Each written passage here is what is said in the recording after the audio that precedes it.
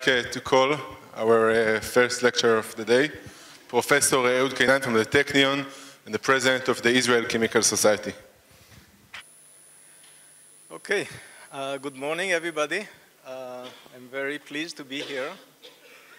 And frankly, when I was invited to give this talk, I was not sure exactly what to do because I got some information. The audience is very heterogeneous and it's better to include several things, science of course, but also some general things about my thoughts and my perspectives about chemistry and from various different angles. As you see here, I have several hats on my head. I encourage everybody to think of this, of proposing future issues for the Israel Journal of Chemistry. It's all by guest editors. And I involved very much with the chemistry education in the state of Israel, and I'm very concerned and worried about the situation of science education in the state of Israel.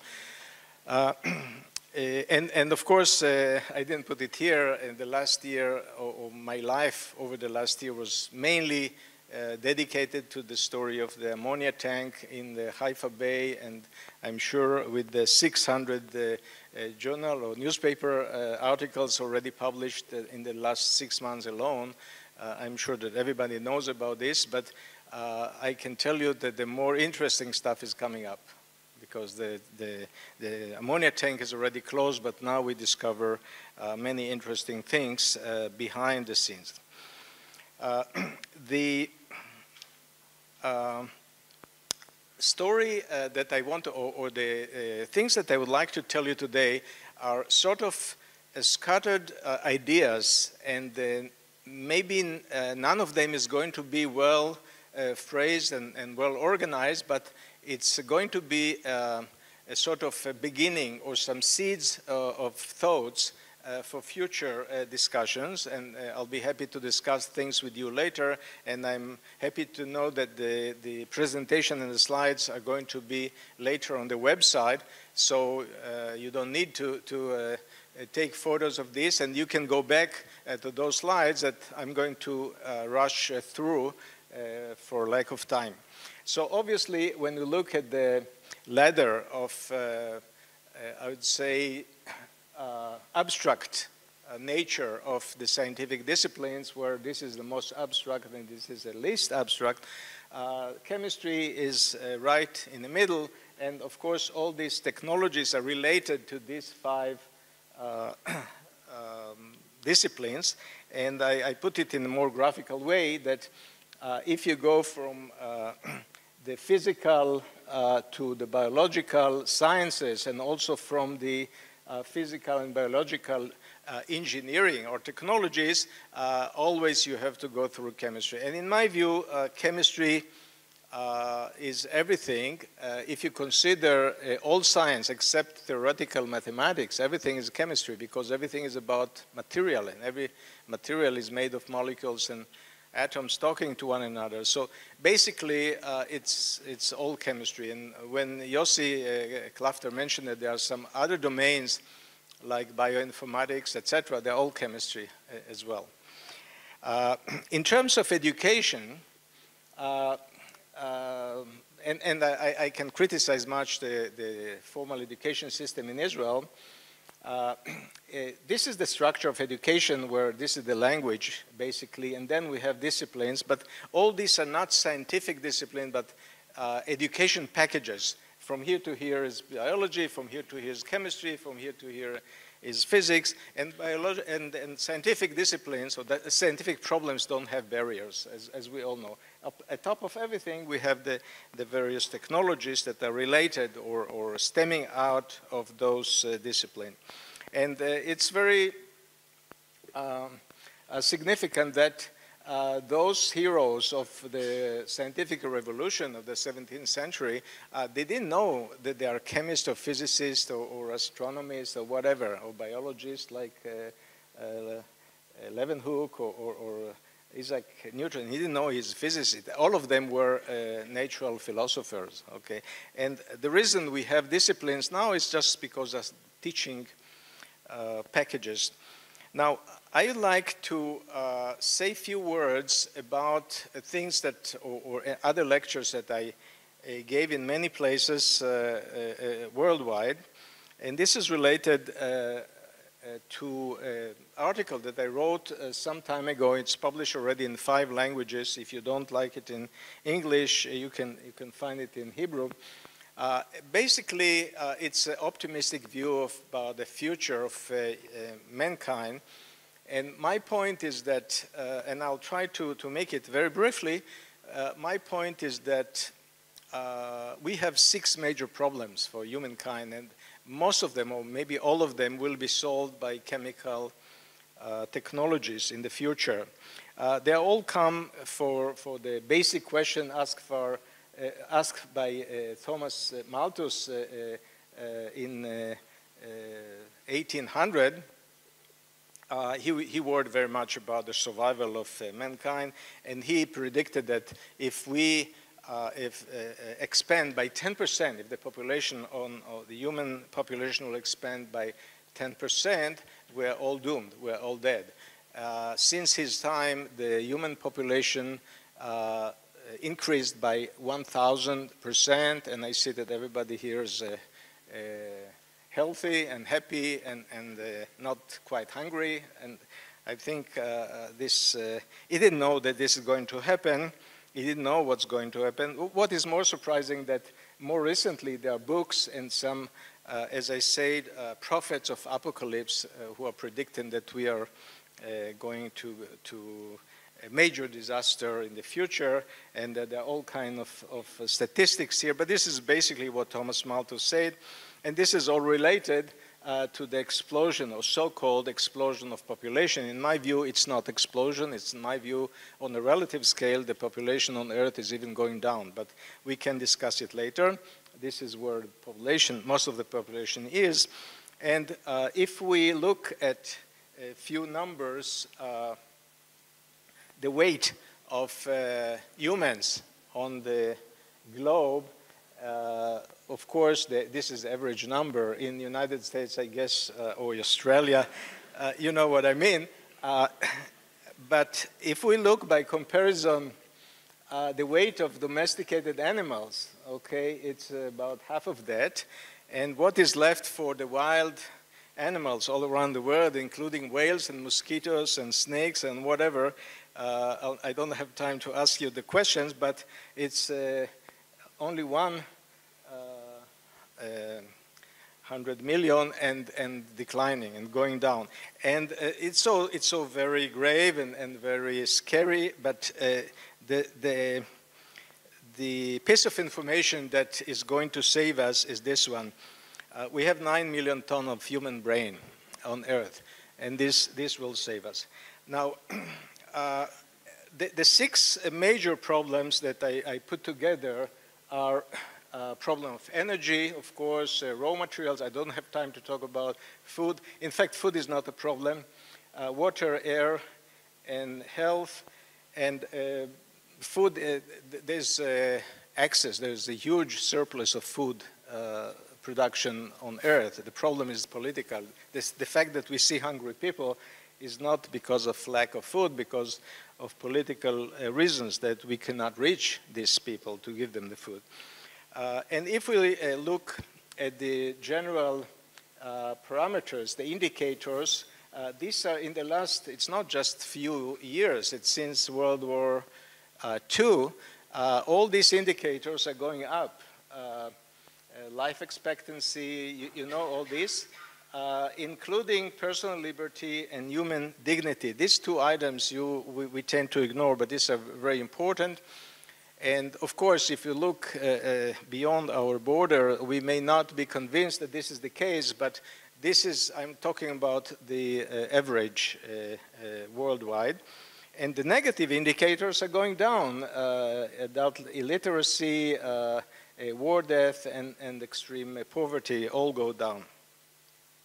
Now, my reason for optimism, and with this I'll conclude this specific issue, is the explosion of knowledge is much, much steeper. We expand, you see, human population doubles every 50 years, 50. Human information and knowledge doubles every 18 months, 1.5 years, okay? If you compare these two exponents, that you understand that this will save us, already saving us, unpredictability of science, evolution of network society. We all have this kind of machines, etc. By the way, more than 50% of the patents here are chemistry patents, okay? Although it doesn't look like chemical. Personal liberty is growing and human dignity is growing. The problems will be solved by future technologies, not necessarily that we know them right now, but it doesn't matter. And chemistry is going to play a major role, as I mentioned already. And the actual problem is societal polarization. And I put this here, Joseph Stiglitz, Nobel Prize in Economics, paraphrase on Lincoln address, government of the 1%, by the 1%, for the 1%. Okay, which is pretty much now in some countries. And we have a polarization, and I don't have time to talk about this. I just want to mention one thing in this regard, and this is the fact that liberty in free mind, it was already my hero Jefferson who mentioned that liberty is the great parent of science and virtue, and the nation will be great in both in proportion as it is free. And this is something very, very important. For those of you who may think in a pessimistic way that the Israeli democracy is declining, I'm much more optimistic. I think it's increasing and it's strengthening, and there are some indicators for that. You can see Nobel Prizes, for example, and most of the Nobel Prizes go to the democratic countries, and I consider Israel as one of the democratic countries, and you can see all of them chemistry. All science prizes are chemistry, and I'm very proud of convincing the philatelic service in Israel to issue this stamps and designing, in fact, those stamps. Now, with this, I would like to jump to the story of the topic of this meeting. And again, this is not a comprehensive slide. It's this sort of few thoughts that I put together and I want to mention. It doesn't cover every issue because then it will be not even one lecture but several lectures. But in general, biology, I like this phrase, is a chemistry with memory. But basically it's chemistry, we all know this. In 2003, I established a non-profit organization, I called it IFBI, and we carried out several meetings, and the idea was to highlight or to be in the interface between the molecular life sciences and the engineering disciplines. And in this interface, there are two directions, two paradigms of flow of information, one going from the engineering, non-biological domains into the biological or life sciences, and the other one is going from the biological into the engineering. It is not just flow of specific information and compound, etc. It's concepts. The whole idea, for example, of combinatorial chemistry, of libraries, of catalytic antibodies, of these are mainly non-biological activities based on the understanding, on the way we understand how biology works, and vice versa. We go to areas or devices like, or disciplines now of biocomputing or synthetic biology, not because we understand biology better, but we bring in concepts from the engineering disciplines. And we talk about molecular machines. The last Nobel Prize in Chemistry was about molecular machine. It's understanding how mechanical engineering works, and we try to adapt it to life sciences. And of course, this is the main tool or the main philosophy of nature, the Darwinian evolution, diversity, selection, amplification. And there are a few concepts here that are not, again, not comprehensive. We talk, many people used to talk about magic bullet. I mean, targeting, specific targeting, or go to specific target in the body. Probably a more interesting approach is magic shotgun. We spray bullets in a certain angle, and then we hope that one of them will hit a target. And this is the whole idea of combinatorial chemistry. Although some people criticize combinatorial chemistry for several reasons, justified and unjustified. For example, some people say that the best you can get by combinatorial chemistry is a lead compound. And the world and the drug or pharmaceutical industry is saturated with lead compounds from nature, from other sources. So they don't need more lead compounds, or they're not hungry for lead compound.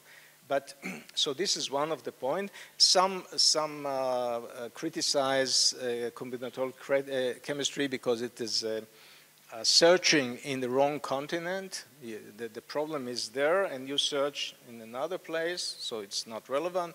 Or the library is too small, or other arguments. But what we see that combinatorial chemistry keeps developing and improving, and probably one of the best examples is combinatorial chemistry, or the libraries of antibodies, of synthetic antibodies, of truncated antibodies, catalytic antibodies, etc. And the market response for this, we know Humira, we know other antibodies that are in the market in multi-billion dollars value. So this is basically the rational versus irrational design or drug design. This is the scientific way, the organized, the well-organized scientific way of tackling or approaching scientific problems. So we collect information and we create a model, and then we try to solve the problem.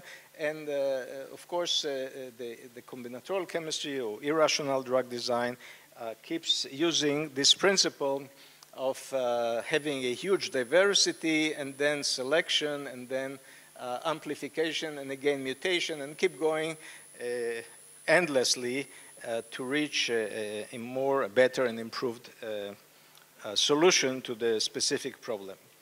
Now, getting to my own chemistry, I would like to bring in two examples.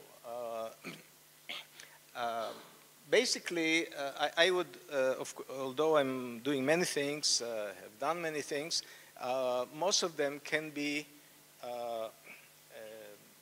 located or defined under this title of bio-inspired engineering, of trying to understand how nature works and then apply it. I would like to mention just one thing about asthma very briefly. I'll not talk about catalytic antibodies or molecular computing devices. I think I gave you lectures even here about this. And I'll try to talk a little bit about this kind of compounds that started as a chemical interest, but developed into something which is a potential therapeutic. The reason I bring these two examples are because both cases are based on chemical solution to a medical problem. Okay. In most cases, we define a target of a problem, of a disease or some medical problem. We define it in terms of enzyme. We like to cure, to repair a defected enzyme or inhibit another enzyme or hit another target with some kind of small molecule usually or a specific antibody, etc. It's very rare that we define a disease in terms of chemical reaction, a chemical process, and then we try to solve it chemically. The story or our approach to asthma, and I think I'll just jump to here. Several years ago, already in 2003, a group in the Scripps Research Institute discovered that ozone is another reactive oxygen species produced by white blood cells in inflammation. And of course, it's very interesting. But the most, what attracted my attention, that ozone, relative to the other reactive oxygen species, has a long lifetime. It's about 8 to 10 minutes in the human serum, or mouse serum. And this is long enough for the ozone to serve as inflammatory mediator, to recruit a white blood cell to inflammation site. And we start looking at this problem and realize that many of the drugs, the anti-asthmatic drugs, have no specific target. Although they are known in the market for many years, since the 60s, some of these are known from 68, I think, or so. Until now, no target could be detected for this kind of drugs, which is strange.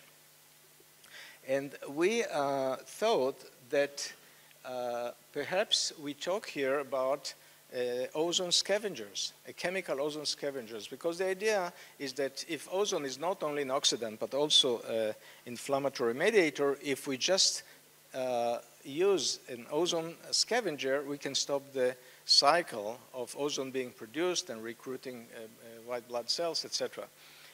And we tried some simple experiments. For example, limonene, which is a very good ozone scavenger, relatively saturated compound, eucalyptol. They have almost the same volatility, the same molecular weight, etc. And we gave mice in this, I don't know if you can see it, to be in an environment when we took them out from the cage, they smell like oranges, because the limonene is 95% of the peel on the oil that you have on the peel of the orange is limonene, and we could show that under conditions of albumin challenge, which is equivalent to asthma condition, we were able to recover or bring them back to normal with limonene, and eucalyptus was the control experiment. So this is one story, and I don't have time to discuss it further, but we have interesting results in rats, in mice, and more recently also in some early experiments in humans. Okay, I don't define it as human. We gave it to children with asthma, and it looks good. The story, or the main story that I want to cover today, is related to a group of compounds that are shown here, Bambus urils. And to those of you who not familiar with this kind of compounds, we talk about cyclic hollow materials. These are cucurbiturils, and you see why. The related cucurbitae. And basically, they are oligomers of glycoluril. this is a oligomer. If you stitch them together with methylene groups in between, you get a hollow barrel type structure. And this structure is very interesting. It's very hydrophobic inside. And here on top, because you have many carbonyl units all aligning the same direction, you have huge dipoles. So you have, they bind cations. It's a cation dipole interaction at the portals. So hydrophobic inside and ionic outside. The Bambus urils, and again, the name comes from the structure, which the Glycoluril unit is sort of a shape, it's a concave structure. So if you put them when the concave is inside, you have this structure. When you have the concave outside, then you have something that looks like a Bambus segment. And the whole difference is that if you alkylate two nitrogens, then you, what we call it, this is double-stranded, and this is single-stranded oligomer. The way they bind, okay, here you see the dipole, the strong dipole, and the hydrophobic surface inside. They bind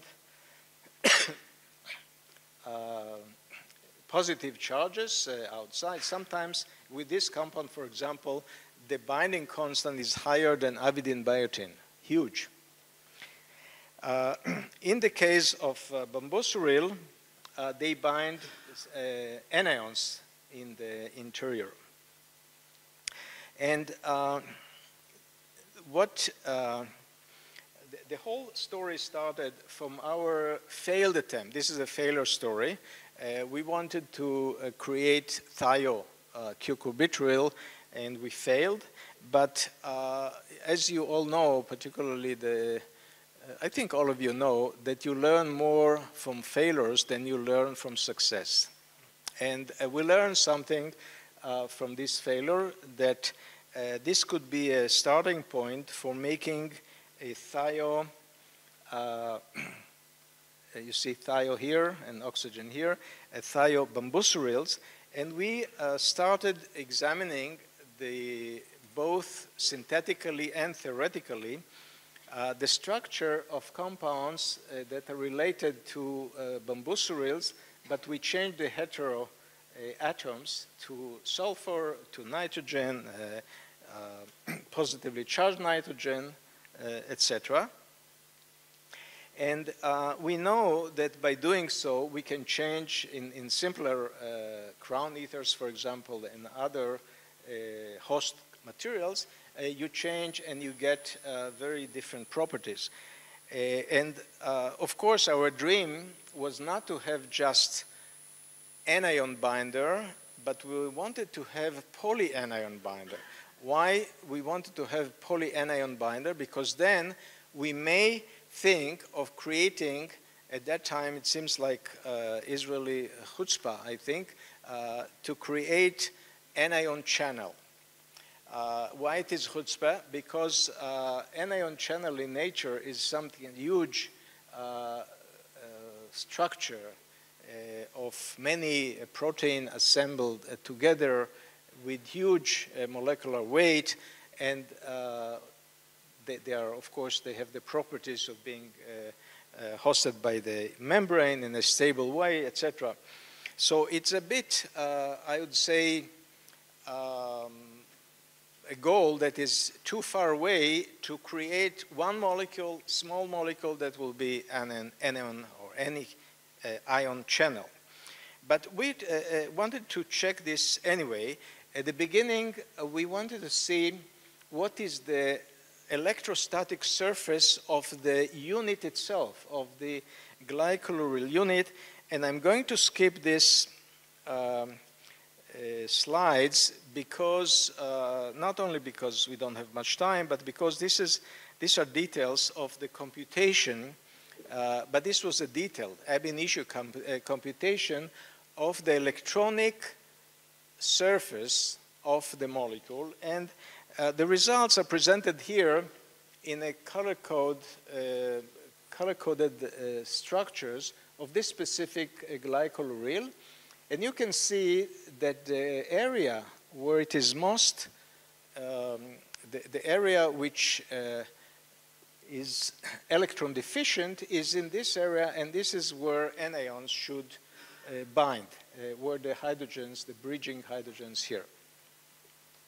And you can see also, here is a chloride anion, and these are minimized structures, and you see the HOMO and LUMO. I'll not go into the details, but you see several structures where X is different, and you see that in most of them, the chloride ion is sitting where we predicted it at the beginning according to electrostatic surface. I'll skip this. And here are some numbers. The numbers predicted that the compound with sulfur will bind anion better than compound with oxygen. And this is counterintuitive because oxygen is very electronegative relative to sulfur. But sulfur is more polarizable. So therefore, it is a stronger binder of anions. Now, we did also calculation of the whole molecule. And you see again that what you create here is a whole which is very attractive for anions. And this is very encouraging. The scale, you see the scale is not, of course the colors are the same, but the scale is different. You see here, for example, the scale is much larger than here, for example. But the general conclusion was the same, that such compounds, and particularly those that are hexacationic, they will be potential binders of several ions together, and that was our goal. This is how it looks like from top, and you see the blue area means this is where anions would like to be, and this is side view, and you can think of anions going from one side to another. The mechanisms or known mechanism for anion channels in nature, there are several, two different types. One is that this is sort of a billiard or a pool game where one anion pushing the other one and takes its place, or one anion is moving and then the other follows and takes the location. There are several structures like this in nature, and I mentioned one of them.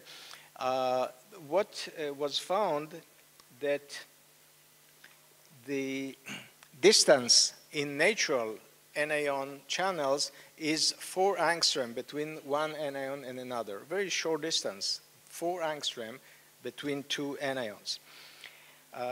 Now, we did some calculation about the movement of anions from one side along this dashed green line for various analogs. And we found that, of course, this should be upside down because this means that there's high stabilization for anions to go in. But what is more important is that this is sort of a flat potential. So the anion can be here, here, or here, or here. It doesn't matter. It's not a one point, which makes us, made us very optimistic about creating anion channels. This is a calculated structure of bromide inside one of the Bambus urils with sulfur. Yellow is sulfur. We tried also with 2 anions, and we found that this is a calculated structure. This is sulfate and bromide, and you see the distance is 4.5 angstrom or 4.6, and this is quite stable, and although the 2 anions are very close to one another. When we go to bromide, of course, we get a calculated structure of a symmetrical structure, and we even calculated what would be the mechanism, and we found that if we go from here all the way to here, there's a transition state, and there are intermediate, and the mechanism is such that one anion is moving away, and then the other anion is coming and taking its place. Now, with respect to experiments, I'll not go into details, and we don't have time for that. We managed to synthesize the tetramer, which is not very interesting because it's too small to accommodate anything, but we have the structure anyway. And of course, the sulfur binds thiophilic metals like mercury. So for example, you can see mercuric dichloride bound in the crystal, forming sort of a line, infinite lines or polymers of mercuric chloride with a tetrameric structure. But what is more interesting, of course, is the hexameric structure. And these are the binding constant of various anions. And you can see that chloride and bromide and iodide, they are all close to 6 orders of magnitude binding constants. So 10 to the 6 binding constant, much better than the corresponding, this is the oxygen analogs. And the predicted structure was found to be also the experimental one. This is the thio, Bambus uril, with bromide inside, and this is the countercation disordered. It's tetraphenyl phosphonium cation. And see that the cation is far, far away from the anion. So there's a huge charge separation. And if we just look at this area closer, you see that the distances, the close distances, are not to the carbonyls. The close distances are to the hydrogens. So it's a box of almost hydrophobic box of 12 hydrogens. 1, 2, 3, 4, 5, 6, and then another 6 here. So 6 hydrogens are holding the anion inside this box, and this is electrostatic surface of the molecule. It's not a specific positive point in the molecule. Of course, we can, in very simple chemistry, we can switch sulfur to nitrogen, and this is the most interesting part, or the more interesting kind of compounds, because now we can think of accommodating more than one anion and thinking of anionic channels. So again, this is less interesting. These are the tetramers. This is Bambus uril 4. And what is more important, it binds anions, but outside, it's not very interesting. But when we talk about the hexamer, this is now X-ray structure showing 1 bromide and 2 triflate, trifluoromethyl sulfate. And the interesting thing is that the distance is about 4 angstrom. So 1 anion, another anion, another anion in a straight line and very close to one another. So this is very encouraging. It was found to be this is space filling model of the same. And if you look at the another compound, this one, for example, again, triflate, bromide, triflate. It's just another group here.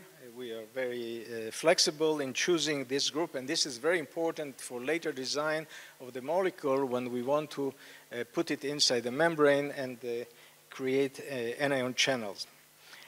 In terms of packing pattern in the crystal, you can see there are different patterns, but they are all consistent with the specific structure inside the cavity. This is bromide with 2 triflate. This is iodide with 2 triflates. And we found this to be quite consistent. Again, this is the E. coli chloride ion channel, the distance is 4 angstroms. So this is probably the shortest distance you can get when bringing two anions together. So we are almost there from that point of view. We checked the anion-selective anion transport. This is not what we wanted to achieve. Ion channels and ion carriers are two different things. Ion carrier is something that catches the other anion in this case, and diffuses through the membrane. And ion channels is, of course, something totally different. It's something stable, sitting there, and just the anions rushing through the hole. But we checked this and found very interesting a phenomenon that when we compare the Bambus urils with oxygen, with sulfur, with nitrogen, only the sulfur can behave as a carrier. And of course, at the beginning, it was a surprise, but later we can understand it because the sulfur compound is very hydrophobic, so it can go into the membrane. The others are very hydrophilic, so they bind very well the anions, but they cannot get into the membrane. So this is the origin of selectivity. So from here, these are things that I showed here, only one idea, which is not the best one, to go from here to some design of an ion channel. It's a major challenge because it's even more difficult than the de novo design of an enzyme, because here you have to design the function and also design the location or the positioning of the construct inside the membrane, which is, and make it stable there, and that's very difficult. But we are doing, I cannot tell you the details right now, but this is sort of a combination with the natural proteins, so we combine the two, so it's going to be not totally synthetic ion channel, but semi-synthetic ion channel. So with this, I think I'll conclude, and I didn't talk about multifluorines. It's another type of hollow compounds, which I didn't cover today. But we talked about the thio and aza Bambus urils, and they are particularly the aza, the nitrogen analogs are very promising anion channels. Obviously, we have demonstrated they bind several anions. We demonstrated that the binding is dynamic, is kinetically flexible. So anions come in and go out. So this is very important.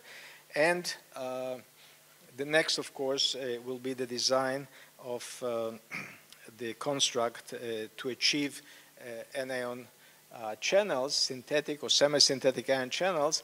And of course, the target, the medical or the medicinal target is genetic diseases like cystic fibrosis, for example, where the problem is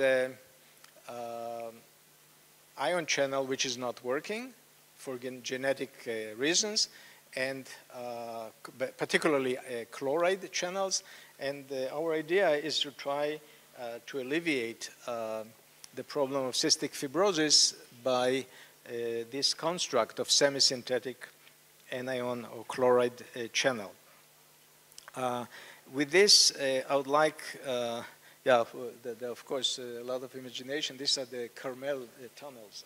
So this is our Israeli contribution. The people who were involved in this to various extents, Zhongqiu Liu from China did the experiments with the ion carriers. some of the theoretical work, not here, not on this project, but some on the Q-cubitril was done by Mike Gilson, and Ofer Riani is now in the Open University. He is involved in everything that we did here, and these people. So I'd like to thank them, and with this I'd like to thank you for the invitation.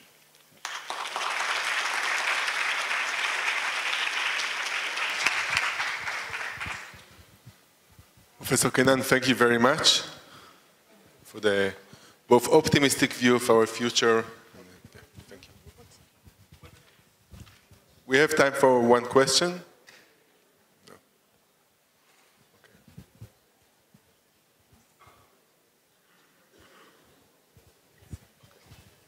All right, let's thank Ehud Keinan again. Thank you very much, Udi.